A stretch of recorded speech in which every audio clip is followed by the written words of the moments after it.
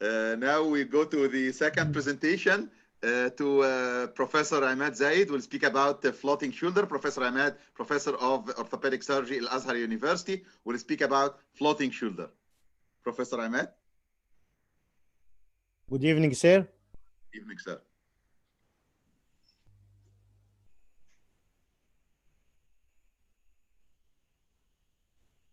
تمام، اتفضل دكتور عماد.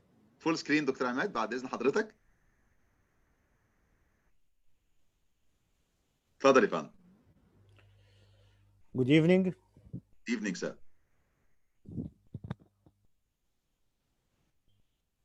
Our lecture today would be about floating shoulder.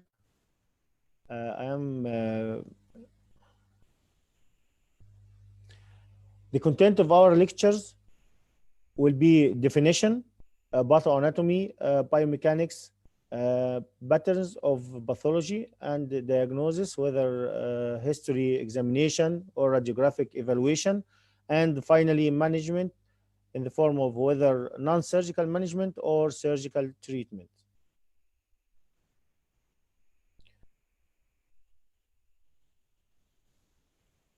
In 1993, Goss defined the floating shoulder as a scapular neck fracture associated with clavicular fracture. And this is definitely different from any floating joint else. In the knee, the floating knee is fracture supracondylar femur and proximal tibia. In the elbow, the floating elbow is fracture supracondylar humerus and proximal both bone forearm. But definitely different here in the shoulder. In 1993, they defined floating shoulder as fracture of the scapular neck associated with clavicular fracture. So here we have no fractures in the proximal humerus. With the development of 3SC or superior shoulder suspensory complex, this is an osteoligamentous ring, consists of osseous and soft tissue structures between two struts.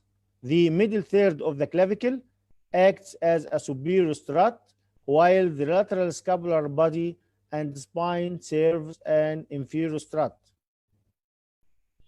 So the component of superior shoulder suspensory complex ring include the acromion, coracoid, distal clavicle, glenoid, coracoclavicular ligament, and acromioclavicular ligament. This complex is responsible for maintaining the stable relationship between the axial skeleton and the upper extremity. The original description of superior shoulder suspensory complex didn't include the coracoacromial ligament. However, it is important stabilizer of the scapular neck fractures. Thus, the coracoacromial ligament should be considered as a part of the superior suspensory shoulder complex. So we have three components of this complex. The first component is the clavicular, AC joint, and the acromial strut, including the AC joint and the capsule. The second component is clavicular, coracoacromial, coracoid linkage. And the third component is the three-process scapular body junction.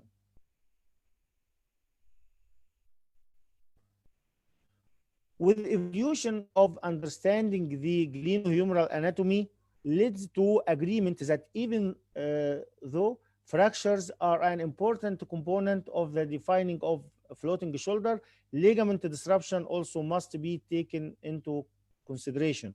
So the floating shoulder not only a fractures, but it includes a ligament disruption. So in the first slide, in 1993, Goss defined the floating shoulder as ipsilateral fracture of the scapular neck associated with ipsilateral fracture of the clavicle, but goes in 2006, it changed the option, the definition to disruption of the superior shoulder suspensory complex. So by definition, the floating shoulder is double disruption of superior shoulder suspensory complex. The combination of the scapular neck fracture with one of these associated injuries defines the floating shoulder. So the pattern of floating shoulder may include purely osseous injuries. Here we have scapular neck fracture together with coracoid fracture from the base. Here we have scapular neck fractures associated with clavicular fractures and scapular spine fractures. Another pattern is purely ligamentous, such as this pattern with scapular neck fractures and coracoacromial and coracoclavicular ligament disruption. So here we have only one fracture, which is scapular neck, and the other pathology all was ligament disruption. The third pattern combined osseo-ligamentous disruption, as in this photo we have scapular neck fractures and clavicular fractures associated with AC ligament disruption and coracoacromial ligament disruption. And here we have scapular neck fractures with scapular spine fractures associated with AC ligament disruption and coracoclavicular ligament disruption.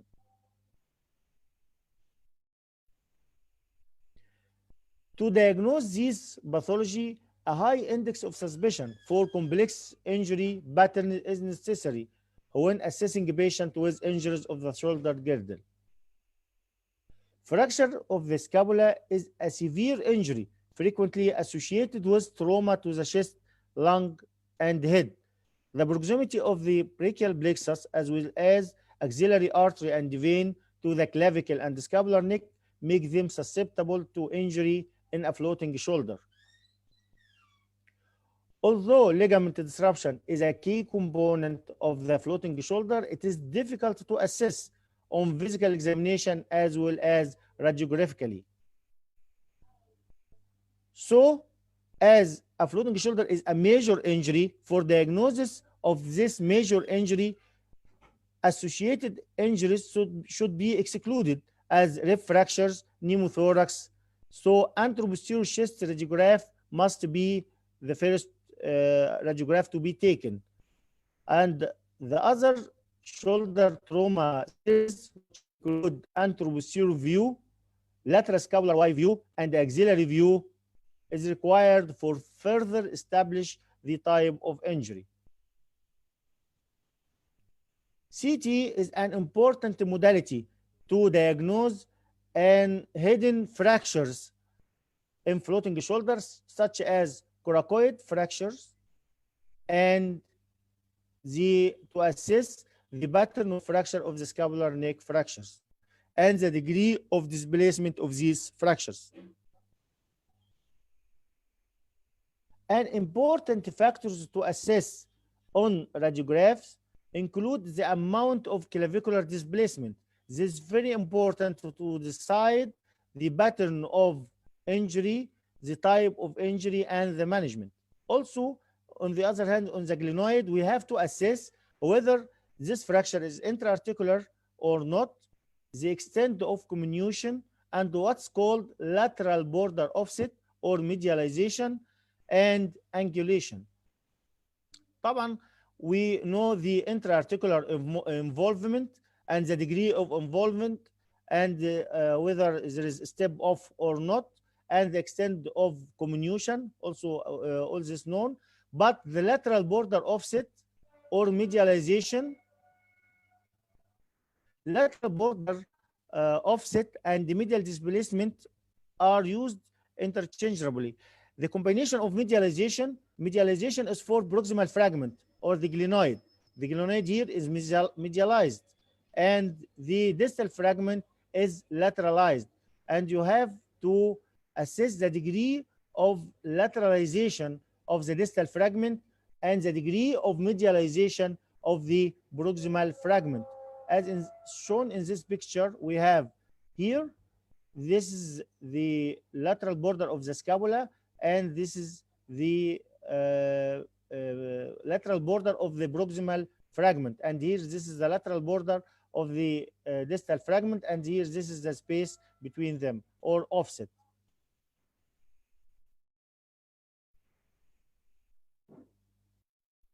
The other important issue to detect in radiograph is angulation.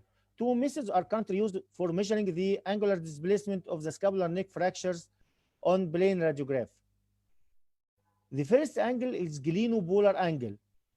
This angle is two lines lying from the most cranial part of the glenoid with the most caudal part of the glenoid cavity, and this line A, and the angle between this line and the other line from the most cranial part of the glenoid and the most caudal part of the scapular spine. This glenopolar angle is of value for obliquity of the glenoid articular surface in relation to the scapular body. The normal glenopolar angle range from 30 to 45 degrees. And when this angle decreased to less than 20 degrees, this is an indicative of severe glenoid rotational malalignment. The second method to assess the rotational malalignment of the glenoid is to measure the inclination angle of the glenoid on anteroposterior view of the injured shoulder. And this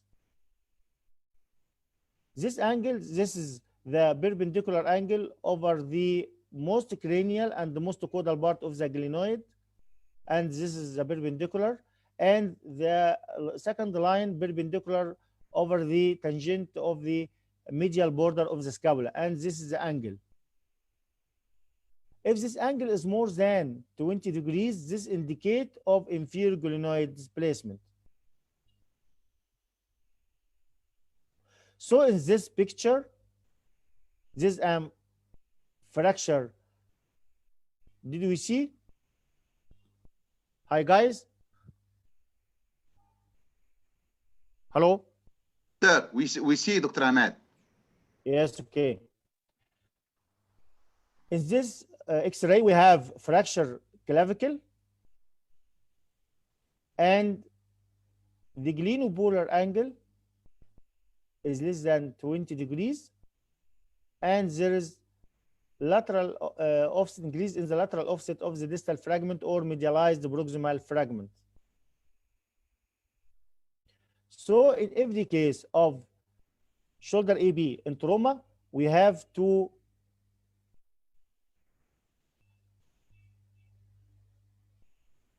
detect any associated fracture with the scapula, such as here we have fracture clavicle, whether there is fracture coracoid, whether there is fracture acromion or scapular spine, and the degree of displacement and the degree of the lateral offset of the distal fragment or degree of medialization of the proximal fragment.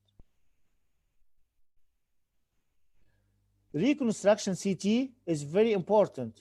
As we see here, we have glenopolar angle. We can measure the glenopolar angle. We can measure the degree of angulation of the proximal fragment with the distal fragment. Here we have an angle more than 45 degrees, and here we measure the degree of lateral offset, increased lateral offset or medialization of the proximal fragment. So the CT is mandatory. Because the degree of ligament disruption is difficult to assess on radiograph, indications for surgical and non-surgical management are not well defined. So a definitive algorithm for management of floating shoulder based on scientific evidence is not possible at this time. However, review of literature does provide insight into key elements to consider in deciding how to treat the patient with floating shoulder. However, minimally displaced fracture typically do well with non-surgical management. The current recommendation for surgical intervention in articular fracture of the scapula are largely based on quantification of the 5 common measures. So we have to measure all these parameters to decide, however, to conserve or to operate. The glenopolar angle is very important. The articular step off is very important. The lateral border offset and the degree of translation and the degree of angulation. Again, glenopolar angle less than 20 degrees is indicative of severe glenoid rotation, and this is indication for RF or reconstruction of this defect. An articular step off approximately 4 to 5 millimeters or fragment size more than 20 millimeters is an indication of surgical intervention. An intra-articular glenoid fracture with residual glenohumeral subluxation or instability after a closed reduction should be surgically repaired. So in any case of shoulder dislocation, whenever you suspect an occult fracture, you have to do CT to decide whether there is anterior rim fracture of the glenoid or posterior rim fractures of the glenoid. The lateral border offset is very important, and more than 20 millimeters of lateralization of the distal fragment or medialization of the proximal fragment is an indication of surgical intervention. However, it is extra-articular fractures, but you have to fix to regain the normal relationship between the proximal and the distal fragment. Also, angular deformity and the translation, they are parameter of displacement in sagittal plane that affect the scapular glide on the thoracic wall. So when to decide to operate or not, don't think only in shoulder, but you have to think the girdle, not shoulder joint or glenohumeral joint only, but you have to think about the shoulder girdle as a whole. And the scapulothoracic junction is a part from this shoulder girdle. The angular deformity more than 45 degrees or 100 translation with no cortical contact are other indications for surgical intervention in extra-articular fractures. To decide or to order the fixation, it is debatable and remain the discretion of the surgeon. Some surgeons prefer to just fix the clavicle, allow indirect reduction of the glenoid component, and may obviate the need for posterior procedure to fix the scapula. If significant displacement persists, they go for fracture for fixation of the scapula or the glenoid. Other surgeons prefer to start with fixation of the glenoid, then fix the clavicle. How to approach to this procedure? The clavicle, as we know, is approached through an incision directly over the subcutaneous border. Many fixation devices are allowed to be used to fix the clavicle, whether intramedullary devices, pre-contoured plate, locking plates, anatomical plates, S-shaped plates. All these implants may be used. It depends on surgeon preference, osteoporotic bone or not, degree of comminution. Whatever the modality, the clavicle can be approached by many devices. On the other hand, to approach the scapula, we have 3 approaches to the scapula. The Judet approach is the universal approach and the major approach. And the straight approach is a vertical approach or minimally invasive approach. Also, the implant of choice varies from recon plates, dynamic compression plates, and pre-contoured plates. The glenoid neck is approached posteriorly if the fracture is posterior glenoid, the glenoid neck, but to approach the anterior glenoid rim, you have to do deltopectoral approach. Posterior glenoid rim or scapular neck, you have to go posteriorly. The posterior deltoid is either split in line of its fibers or detached at its origin and retracted medially. This is the judeo-posterior approach. And this is the patient with lateral decubitus position, and this is the humerus, and this is the scapula. Here we define the scapular spine, and this is the infraspinatus here, and this is the teres, this is the deltoid, and the infraspinatus and the teres. So we go through the interval between infraspinatus and the teres minor. Be careful that the suprascapular nerve pass through this site here, and the axillary nerve and circumflex vessels pass here down to the deltoid. Here, this is the suprascapular nerve and the vessels, and here, this is the axillary nerve and the circumflex vessels.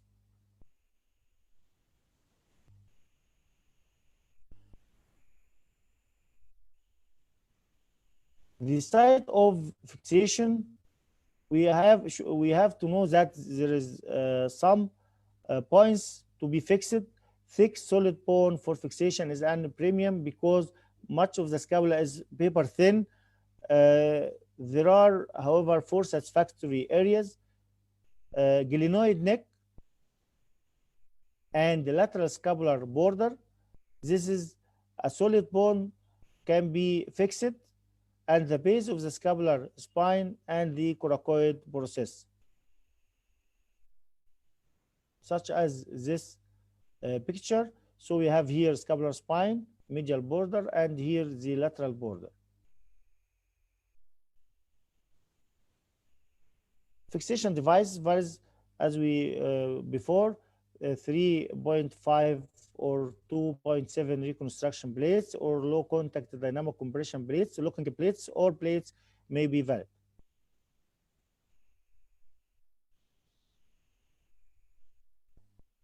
This is a case of fracture scapular neck together with fracture clavicle, and the glenopolar angle is 17.8, and after fixation the glenopolar angle regain to 30 degrees, and with fixation of the clavicle.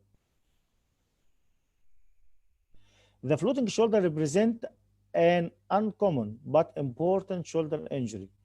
Careful assessment of shoulder girdle is required to make a correct diagnosis and to determine the course of treatment.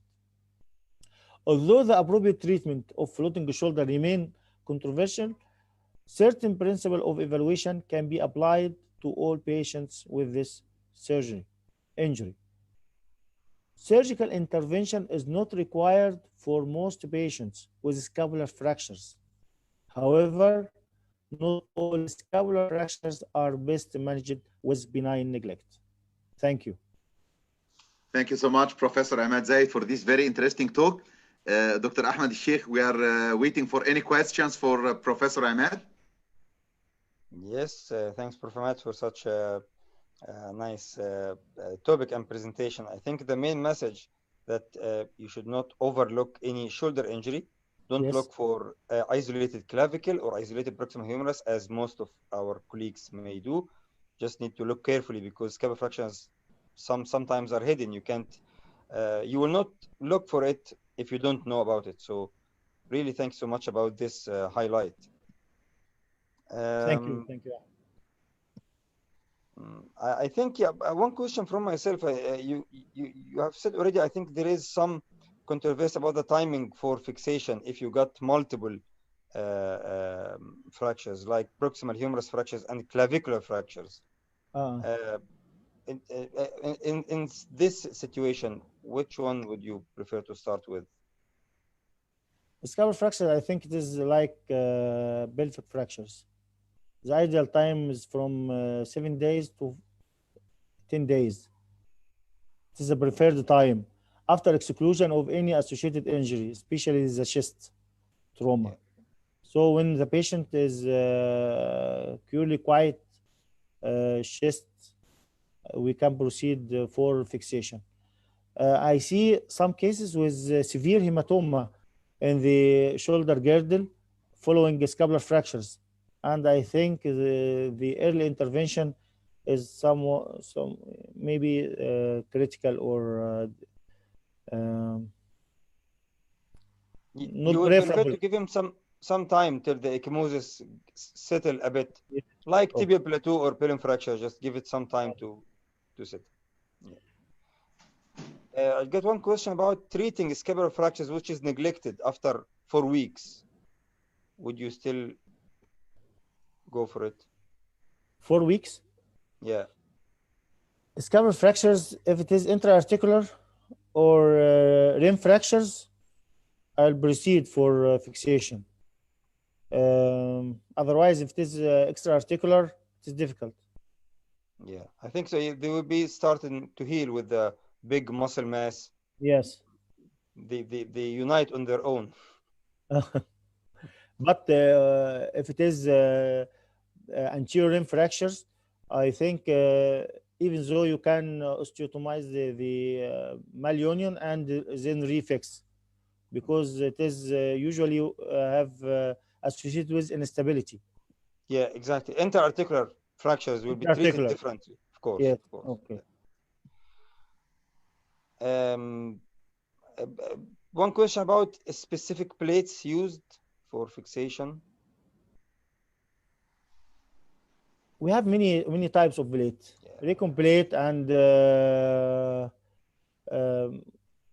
recon plates and specific plates also may be useful, but recon plate 3.5 is a good option with يعني مع التنيات والشغل بقى بتبقى الامور كويسه. I think we're done with questions. Thank you again, Prof. Emad, for such a good night with you. Happy to see you again and again. Thanks, Ahmed. Thank you so much, Professor Emad Zayed, for this very interesting talk in this very scientific, fruitful night. شكرا دكتور أحمد بيه. طبعا متشكر جدا ليك دكتور محمد بيه وشرفنا بوجودنا مع حضرتك يعني بصراحه الله يخلي سيادتك يا فندم، شرف لنا وجود سعادتك معانا. شكرا ان شاء الله احنا بكره عندنا